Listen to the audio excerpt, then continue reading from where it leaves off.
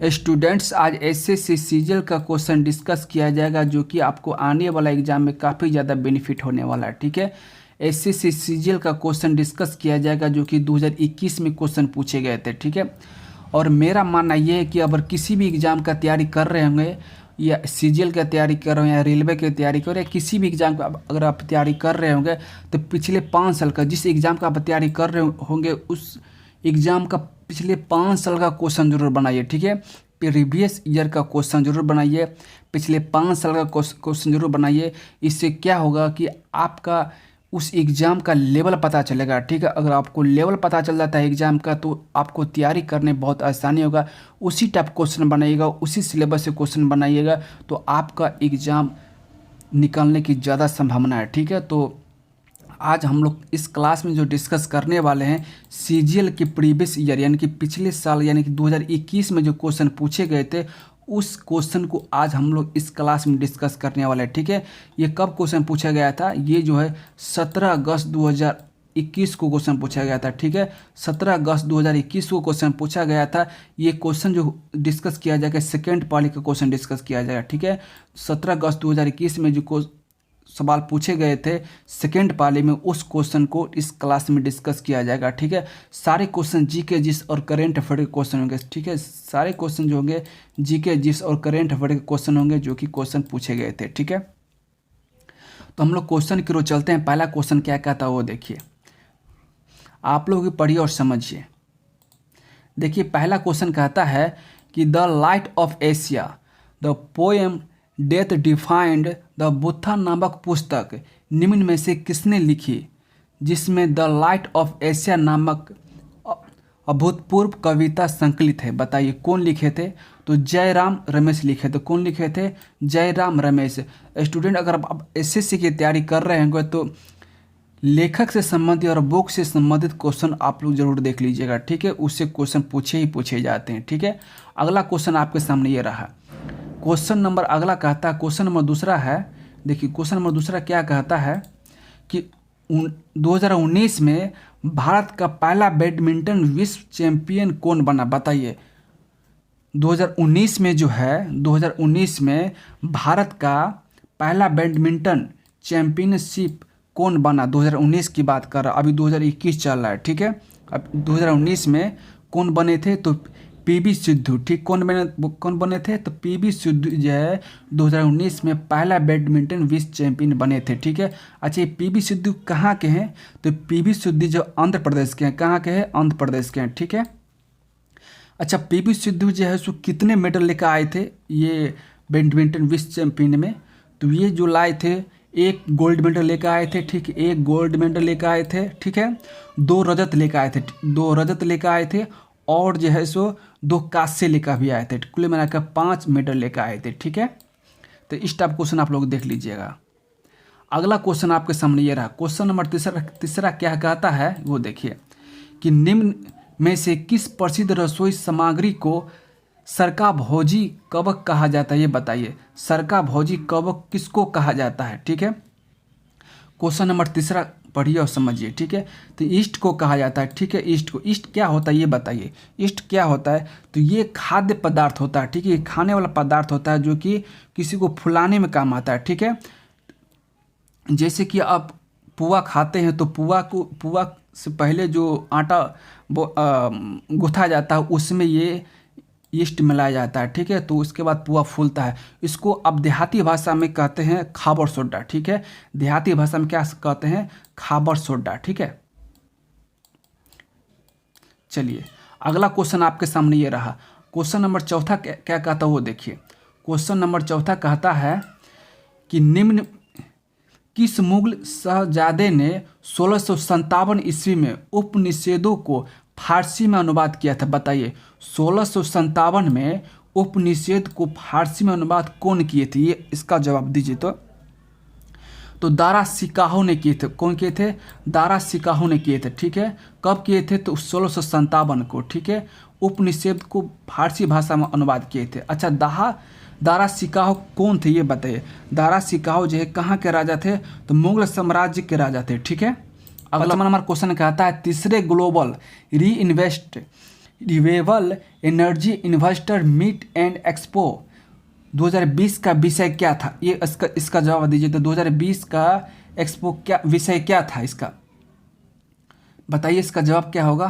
तो वो साधारणीय ऊर्जा संक्रमण के लिए नवाचार था। ठीक है, साधारणीय ऊर्जा संक्रमण के लिए नवाचार था। ठीक है, अगला क्वेश्चन आपके सामने ये रहा। देखिए क्वेश्चन नंबर 6 क्या कहा? भूमिका में एक अभिनेता द्वारा प्रदर्शन के लिए 2020 का अकादमी पुरस्कार कौन जीते थे? इसका जवाब दीजिए। तो ये आपका ब्रैड पिट ने जीते थे। कौन जीते थे? ब्रैड पिट ने। ठीक है, ब्रैड पिट ने। ठीक है, अगला क्वेश्चन आपके सामने ये रहा। क्वेश्चन क्या कहता है वो देखिए।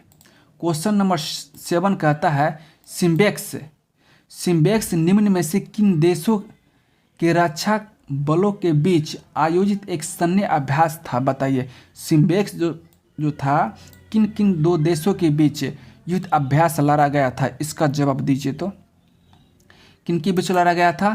तो भारत और सिंगापुर के बीच लड़ा गया था। ठीक है, युद्ध अभ्यास किया गया था। ठीक है, तो युद्ध अभ्यास से आप लोग क्वेश्चन जरूर देख लीजिएगा, क्योंकि इससे क्वेश्चन पूछे जाते हैं। एसएससी सीजीएल में क्वेश्चन पूछे जाते हैं और सीजीएल के एग्जाम में भी क्वेश्चन पूछे जाते हैं। ठीक है, अगला क्वेश्चन आपके सामने ये रहा।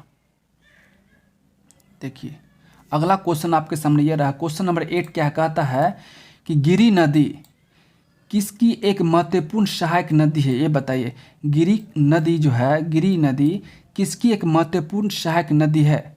इसका जवाब दीजिए। तो यमुना नदी के जो है गिरि नदी महत्वपूर्ण सहायक नदी है। ठीक है, अगला क्वेश्चन आपके सामने ये रहा। क्वेश्चन नंबर 9 कहता है भारत के संविधान का कौन सा अनुच्छेद राज्यपाल की क्षमादान शक्ति से संबंधित है? ये बताइए राज्यपाल क्षमादान की शक्ति किस अनुच्छेद में लिखा हुआ है? ये बताइए किस अनुच्छेद के अंतर्गत राज्यपाल क्षमादान देते हैं? किसी को क्षमा जो करते हैं किस अनुच्छेद में लिखा हुआ है? किस अनुच्छेद के अंतर्गत देते हैं क्षमादान? इसका जवाब दीजिए। तो अनुच्छेद 161 के अंतर्गत। ठीक है, अनुच्छेद 161 के अंतर्गत राज्यपाल को क्षमादान की शक्ति प्राप्त है। ठीक है, अगला क्वेश्चन आपके सामने ये रहा। क्वेश्चन नंबर 10 कहता है, देखिए क्वेश्चन नंबर 10 क्या कहता है कि निम्न में से कौन सा शहर पिछौला झील के तट पर अवस्थित है? बताइए पिछौला झील के तट पर कौन सा शहर अवस्थित है? तो कौन शहर है? तो इसका जवाब होगा उदयपुर। ठीक है, उदयपुर जो है पिछौला झील के तट पर अवस्थित है। ठीक है, अगला क्वेश्चन आपके सामने ये रहा। अगला क्वेश्चन देखिए क्या कहता है कि निम्न में से कौन सा ज्वार एक मुख्य कारक है? बताइए ज्वार का एक मुख्य कारण कौन सा है? इसका जवाब दीजिए। तो ज्वार भट्टा उठने का मुख्य कारण क्या होता है? तो सूर्य और चंद्रमा का गुरुत्वाकर्षण के कारण जो ज्वार भट्टा उठता है। ठीक है, अगला क्वेश्चन आपके सामने यह रहा। क्वेश्चन नंबर 12 कहता है। क्वेश्चन नंबर 12 क्या कहता है वो देखिए। क्वेश्चन नंबर 12 कहता है कि फरवरी 2021 में निम्न में से किसने उप सेना प्रमुख vice chief of army staff का कार्यभार संभाला? बताइए कौन जो थे उप सेना के प्रमुख का कार्यभार संभाले थे? 12 नंबर क्वेश्चन देखिए तो कौन थे? तो चंडी प्रसाद मोहंती थे। कौन थे? चंडी प्रसाद मोहंती। ठीक है, अगला क्वेश्चन आपके सामने ये रहा। 13 नंबर क्वेश्चन क्या कहता है वो देखिए। 13 नंबर क्वेश्चन है उत्पादन के कारकों की खरीद के लिए दूसरों को किए गए भुगतान को किसके नाम से जाना जाता है? बताइए किसके नाम से जाना जाता है? तो स्पष्ट लागत के नाम से जाना जाता है। किसके नाम से जाना जाता है? तो स्पष्ट लागत के नाम से जाना जाता है। ठीक है, अगला क्वेश्चन आपके सामने ये रहा। क्वेश्चन नंबर 14 कहता है कि भारतीय संविधान में निम्न में से किस अनुच्छेद के अनुसार राज्यसभा में धन विधेयक पेश नहीं किया जा सकता? ये बताइए किस अनुच्छेद में लिखा हुआ है कि राज्यसभा में धन विधेयक पेश नहीं किया जा सकता है? इसका जवाब दीजिए। ये अनुच्छेद जो है आपका किस अनुच्छेद के अंतर्गत नहीं दिया जाता है? तो अनुच्छेद 119 के अंतर्गत। ठीक है, किस अनुच्छेद के अंतर्गत? तो 109 अनुच्छेद के अंतर्गत। ठीक है, अनुच्छेद 109 के अंतर्गत जो है राज्य में धन विधेयक पेश नहीं किया जा सकता, ठीक है। अच्छा ये बताइए अनुच्छेद 298 के अंतर्गत क्या किया जाता है, बताइए अनुच्छेद 298 में क्या लिखा हुआ है। अनुच्छेद 298 में जो है कोई भी व्यक्ति इंडिया में कहीं पर भी बिजनेस कर सकता है, ठीक है। अनुच्छेद 298 में यही लिखा हुआ है, ठीक है, ठीक है। देखिए अगला क्वेश्चन आपके सामने क्या कहता है वो देखिए। अगला क्वेश्चन जो है क्वेश्चन नंबर 15 कहता है कि अखिल भारतीय किसान कांग्रेस के प्रथम महासचिव कौन थे, बताइए। अखिल भारतीय किसान कांग्रेस के प्रथम महासचिव कौन थे, इसका जवाब दीजिए। तो भाई इसका जवाब क्या होगा, तो इसका जवाब एनी जंगा रंगा हो, ठीक है। एन जी रंगा होगा, ठीक हो, एन जी रंगा होगा, ठीक है। अखिल भारतीय किसान कांग्रेस के प्रथम महासचिव कौन थे, तो एन जी रंगा थे, ठीक। कौन थे, तो एन जी रंगा, ठीक है। अच्छा इसका एक चीज़ और इम्पोर्टेंट इसमें ये चीज़ बता देते हैं आपको कि भारतीय अखिल किसान कांग्रेस के प्रथम महासचिव तो एन जी रंगा है, ठीक है, एन जी रंगा है। और प्रथम अध्यक्ष कौन थे ये बताइए। अखिल भारतीय किसान कांग्रेस के प्रथम अध्यक्ष कौन थे, इसका जवाब दीजिए। तो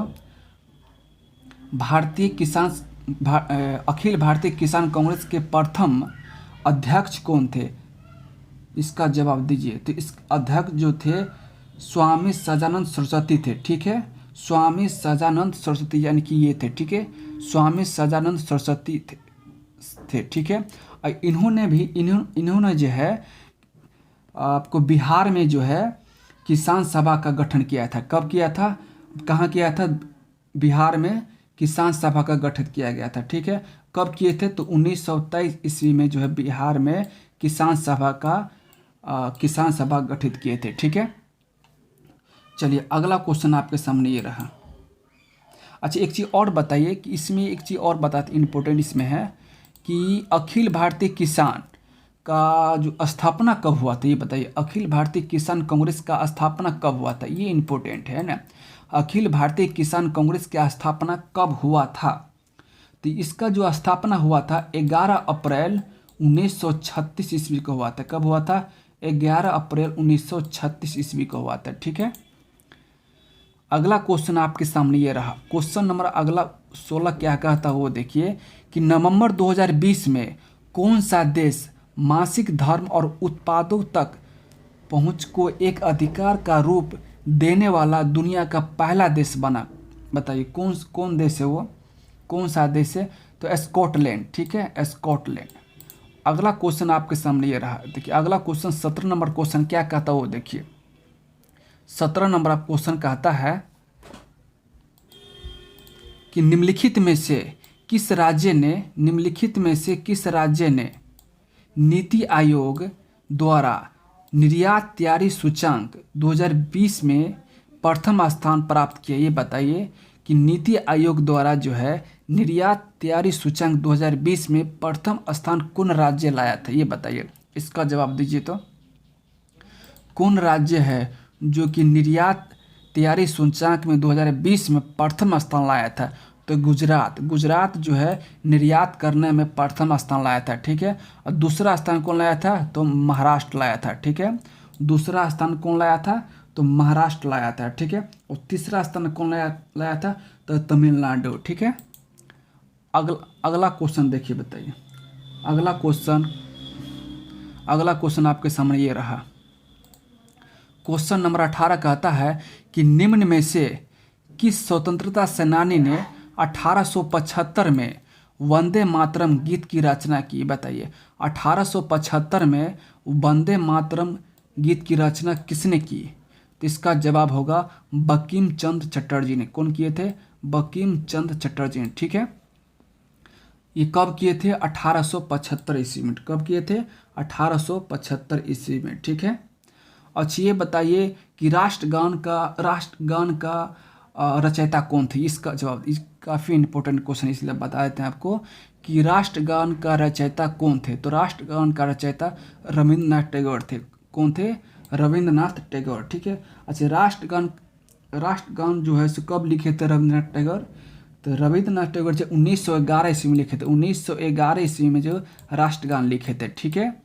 अच्छा, राष्ट्रगान लागू कब हुआ था? तो लागू जो हुआ था आपको 24 जनवरी, ठीक है, 24 जनवरी 1950 को लागू हुआ था, ठीक है, राष्ट्रगान, ठीक है। अगला क्वेश्चन आपके सामने ये रहा, क्वेश्चन नंबर 19 क्या कहता है वो देखिए। क्वेश्चन नंबर 19 जो है आपको कहता है कि मार्गम कली किस राज्य की एक अनुष्ठानिक लोक कला है, बताइए। आप नृत्य से क्वेश्चन आप लोग देख लीजिएगा, ठीक है। तो मार्गम कली किस राज्य की अनुष्ठानिक लोक कला है, बताइए किस राज्य की है? तो आपका आंसर क्या होगा? केरल होगा, ठीक है। केरल राज्य की जो है मार्गम कली थे, मार्गम कली केरल राज्य के लोक कला थे, ठीक है। अगला क्वेश्चन आपके सामने ये रहा, ब्रह्मपुत्र, देखिए 20 नंबर क्वेश्चन क्या कहता है कि ब्रह्मपुत्र नदी की उत्पत्ति कहाँ से हुई थी, ये बताइए। ब्रह्मपुत्र नदी की उत्पत्ति कहाँ से हुई थी, इसका जवाब दीजिए। तो ब्रह्मपुत्र नदी की उत्पत्ति जो हुई थी कैलाश श्रेणी का चमयुंगडुंगम ग्लेशियर से हुआ था, ठीक है। अच्छा, ब्रह्मपुत्र नदी जो है कहाँ जाकर मिलता है, ये बताइए। ब्रह्मपुत्र नदी जो है कहाँ पर जाकर मिलता है? तो ये बंगाल की खाड़ी में जाकर गिरता है, ठीक है। ब्रह्मपुत्र नदी जो है बंगाल की खाड़ी में जाकर गिरता है, ठीक है। अच्छा, ब्रह्मपुत्र नदी को बांग्लादेश में क्या कहते हैं, ये बताइए। ब्रह्मपुत्र नदी को जो है बांग्लादेश में क्या कहा जाता है, बताइए। तो जमुना कहा जाता है, ठीक है। क्या कहा जाता है? जमुना कहा जाता है, ठीक है। बांग्लादेश में जो है ब्रह्मपुत्र नदी को जमुना कहा जाता है, ठीक है। देखिए अगला क्वेश्चन आपके सामने, क्वेश्चन नंबर अगला क्या कहता है वो देखिए। क्वेश्चन जो है 21 नंबर क्वेश्चन क्या आता है, केशारुका मानव शरीर के किस शारीरिक तंत्र का एक हिस्सा है, बताइए। केशारुका जो है मानव शरीर के किस शारीरिक तंत्र का एक हिस्सा है? तो मेरुदंड का एक हिस्सा है, ठीक है। अगला क्वेश्चन आपके सामने ये रहा, क्वेश्चन नंबर 22। क्वेश्चन नंबर 22 कहता है, मुगल बादशाह आलम ने किस वर्ष में ब्रिटिश ईस्ट इंडिया कंपनी को बंगाल प्रांत का दीवान नियुक्त किया, बताइए कब किए थे वो? तो वो जो है 1765 ईस्वी में जो है ब्रिटिश इंडिया कंपनी को बंगाल प्रांत का दीवान नियुक्त किए थे, ठीक है। अगला क्वेश्चन आपके सामने ये रहा, क्वेश्चन नंबर 23 क्या कहता है वो देखिए। क्वेश्चन नंबर 23 क्या कहता है, तमिलनाडु का वेलविल ओडी वीजा उत्सव निम्न में से किस महीने में मनाया जाता है, ये बताइए। वेलविल ओडी वीजा जो है तमिलनाडु में किस महीने में मनाया जाता है? तो अगस्त में मनाया जाता है। कहाँ कब मनाया जाता है? तो अगस्त में, ठीक है। पर्व से भी उत्सव से भी क्वेश्चन आप लोग देख लीजिएगा, ठीक है। क्वेश्चन नंबर 22 कहता है, क्वेश्चन नंबर 24 क्या कहता है वो देखिए। क्वेश्चन नंबर 24 कहता है कि मेलाटोनिन किसके प्रवेश को रोकने हेतु कोशिकाओं में प्रोटीन को एनकोड कहते हैं, बताइए। मेलाटोनिन जो है किसको प्रवेश को रोकने हेतु कोशिकाओं में प्रोटीन को एनकोड करता है, बताइए। एनकोड किसको करता है? तो वायरस को रोकता है, ठीक है। वायरस को मेलाटोनिन रोकता है, ठीक है। अगला क्वेश्चन आपके सामने ये रहा, क्वेश्चन नंबर 25 लास्ट क्वेश्चन है ये आपका। क्वेश्चन नंबर 25 कहता है, जनवरी 2021 की स्थिति के अनुसार एथलेटिक्स फेडरेशन ऑफ इंडिया के अध्यक्ष कौन थे, ये बताइए। जनवरी 2021 के स्थिति के अनुसार एथलेटिक्स फेडरेशन ऑफ इंडिया के अध्यक्ष कौन थे? तो कौन थे? तो आदिल शुमारीवाला थे। कौन थे? आदिल शुमारीवाला थे, ठीक है। आदिल शुमारीवाला थे। अच्छा ये बताइए, एथलेटिक्स फेडरेशन ऑफ इंडिया का जो है सो इसकी स्थापना कब हुआ था, ये बताइए। ये इसकी स्थापना कब हुआ था? तो 1946 ईस्वी में, ठीक है। हुआ था 1946 ईस्वी में, ठीक है। तो स्टूडेंट ये सारे क्वेश्चन एसएससी सीजीएल के एग्जाम में क्वेश्चन पूछे गए थे, जो कि आपके आने वाले एग्जाम में काफ़ी ज़्यादा यूजफुल होगा, ठीक है। तो इस टाइप क्वेश्चन आप लोग जरूर देख लीजिएगा, ताकि आपको काफ़ी ज़्यादा बेनिफिट होने वाला है एग्जाम में, ठीक है। अगर ये वीडियो अगर अच्छा लगा होगा, इससे थोड़ा भी बेनिफिट हुआ होगा, तो आप मेरे चैनल को सब्सक्राइब कर सकते हैं। बहुत बहुत धन्यवाद।